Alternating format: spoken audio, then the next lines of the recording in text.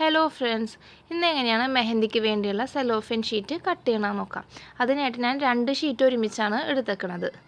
എന്നിട്ട് അതിന് ശേഷം ഷീറ്റ് 2ആയി മടക്കുക. അതിന് ശേഷം ഒന്നുകൂടെ മടക്കുക.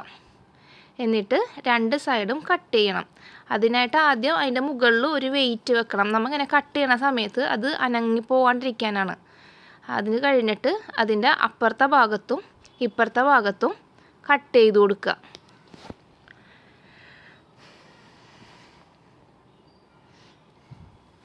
നമ്മളിങ്ങനെ അങ്ങോട്ടും ഇങ്ങോട്ടൊക്കെ നീക്കണ സമയത്ത് അത് തെന്നിപ്പോവാണ്ടിരിക്കാനാണ് അതിൻ്റെ മുകളിലൊരു വെയിറ്റ് വെക്കണമെന്ന് പറയണത്.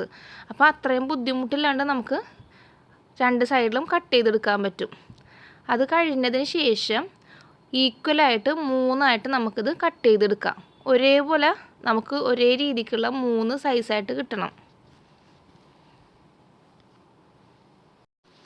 ഒരേ അളവിൽ 3ആയിട്ട് മടക്കിയിട്ട് 2 സൈഡിലും കട്ട് ചെയ്ത് കൊടുക്കാം. ഇങ്ങനെ നമ്മൾ കട്ട് ചെയ്യുമ്പോൾ ഒരു ഷീറ്റിൽ നിന്ന് നമുക്ക് 12 ഷീറ്റാണ് കോണിന് വേണ്ടി റോൾ ചെയ്യാൻ കിട്ടുന്നത്. ഇപ്പോൾ 2 ഷീറ്റ് ഒരുമിച്ച് വെച്ച് കട്ട് ചെയ്തതുകൊണ്ട് എനിക്കിവിടെ 22 ഷീറ്റ് 24 ഷീറ്റ് കിട്ടിയിട്ടുണ്ട്. ഇങ്ങനെയാണ് മൈലാഞ്ചിക്ക് വേണ്ടിയുള്ള സെല്ലോഫൻ ഷീറ്റ് കട്ട് ചെയ്യണത്.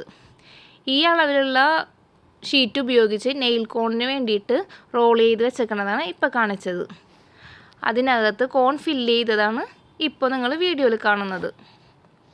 ഈ ഒരു അളവിൽ ചെയ്ത് കഴിഞ്ഞാൽ നല്ല രീതിയിൽ തന്നെ നമുക്ക് കോൺ ഫില്ല് ചെയ്യാൻ പറ്റും. ചെറിയ സൈസിൽ കട്ട് ചെയ്ത് കഴിഞ്ഞാലുള്ള പ്രശ്നം എന്താണെന്ന് വെച്ചാൽ മുകളിൽ കൂടി മെഹന്തി സീൽ ചെയ്യണ സമയത്ത് പോകും. അതുകൊണ്ടാണ് ഇത്രയും നീളത്തിൽ ഞാൻ കട്ട് ചെയ്യണത്. അപ്പോൾ ഇത്രയേ ഉള്ളൂ. Thank you.